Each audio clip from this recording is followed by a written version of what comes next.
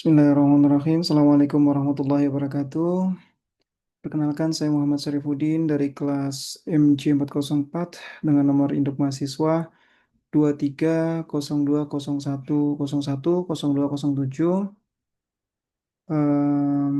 Ini adalah bagian dari tugas mata kuliah Perekonomian Indonesia. Saya akan mencoba mempresentasikan dengan tema energi terbarukan dengan judul Mengapa Energi Terbarukan menjadi primadona investasi di Indonesia. Baik, latar belakang dari em, EBT ini menjadi primadona investasi yang menarik di Indonesia. Yang pertama yaitu potensi EBT Indonesia yang mencapai 3.687 gigawatt. Kemudian realisasinya baru hanya sebesar 12-13% dari total bauran energi, yaitu PLT EBT yang mencapai 13.155 megawatt itu di tahun 2013. Kemudian target pemerintah yang mencapai 23% untuk tahun 2025, kemudian di 31% tahun 2050.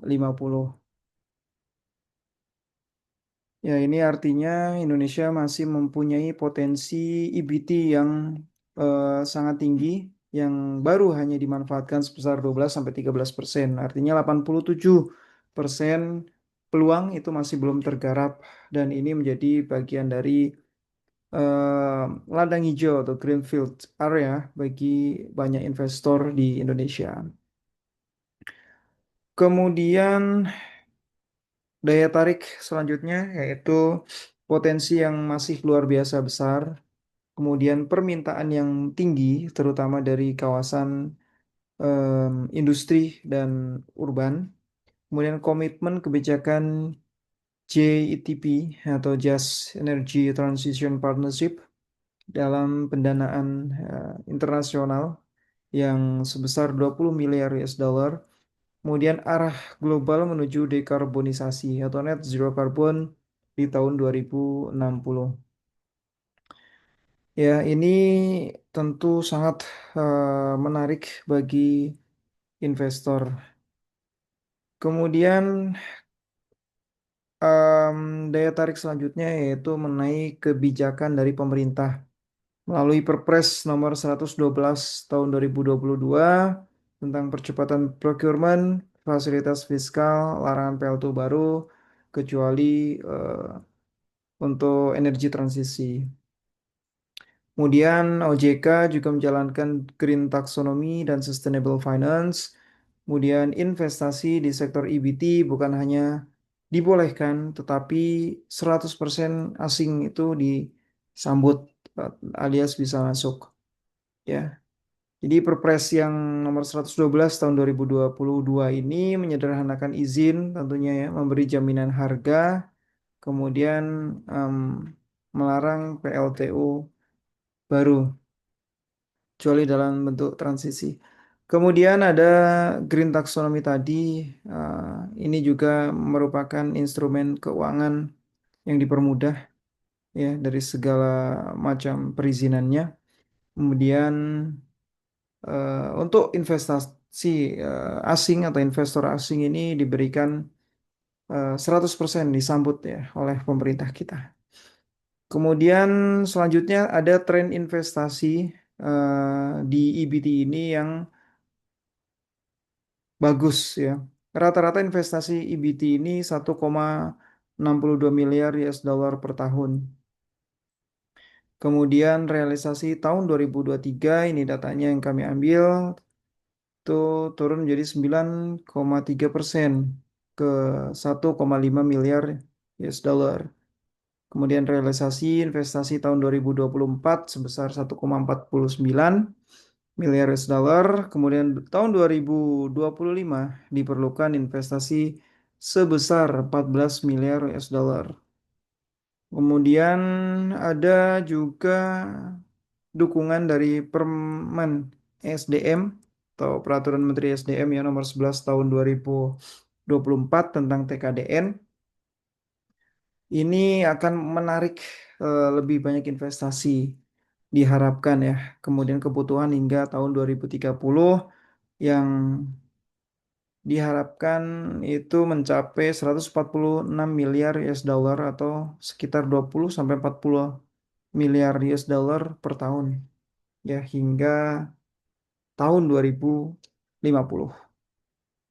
Nah, ini tentunya menjadi tren investasi yang bagus untuk masa depan EBT di Indonesia.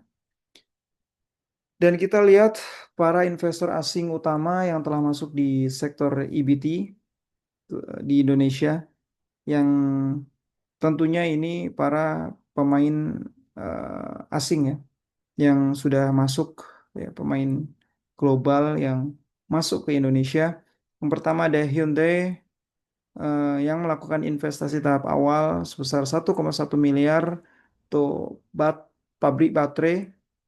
Kemudian akan menambahkan investasinya yang tahap 2 sebesar 2 miliar US dollar sehingga total menjadi 3,1 miliar US dollar. Kemudian ada Masdar dari Uni Emirat Arab itu berinvestasi di PLTS Cirata, China di Smelter Nikel, IMIP, kemudian global investor seperti CATL, BYD, dan Finvest. Ya, ini investor-investor besar yang sudah masuk ke Indonesia. Ya, trennya tentunya investasi asing masuk lewat kolaborasi dengan BUMN Indonesia ya. Kemudian dampak investasi dari asing itu seperti apa? Nah, dampak dari investasi ini terutama ya dampak langsungnya ini memberikan lapangan kerja baru di Indonesia. Kemudian ekspor itu menjadi naik, ya transfer of teknologi, ya transfer of knowledge, kemudian tentunya kapasitas eh, pabrik juga menjadi semakin tinggi ya. Dampaknya menjadi Indonesia menjadi naik kelas dengan menjadi bagian dari EV Global Value Chain. Kemudian beberapa tantangan dan peluang yang dihadapi. Tantangan terutama masih realisasi di kapasitasnya ini belum mencapai target bauran. Kemudian infrastruktur listrik pulau yang belum siap ya. Jadi apalagi untuk 3T ya, itu juga masih belum siap. Kemudian perlu investasi yang besar untuk merealisasikan EBT ini. Tarif ceiling dan subsidi batu bara membuat biaya pembangkit EBT ini kurang menarik. Kemudian peluangnya ini dari pipeline PLTS 16,9 gigawatt dan floating Cirata di 145 megawatt. Ya, ini proyek solar yang terapung dan PLTS atap ini meningkat ya. Inisiatif Blended Finance Green Bond dari OJK ini juga memberikan peluang yang besar. Kemudian potensi ekspor ini juga sangat besar karena Indonesia akan diproyeksikan menjadi global EV supply chain dengan cadangan nikel yang menjadi komunitas utama. Kesimpulannya, gap masih besar, realisasi masih rendah, sehingga untuk investasi di bidang EBT ini masihlah sangat luas, sangat terbuka, sangat seksi ya. Kemudian arah kebijakan Presiden Prabowo yang menargetkan di tahun 2050 menjadi net zero carbon, kemudian diharapkan 15 tahun ke depan kita sudah tidak menggunakan coal lagi ya. Kemudian ada penambahan sekitar 75 gigawatt EBT by 2040. 2040 diharapkan ada penambahan sekitar 75 gigawatt.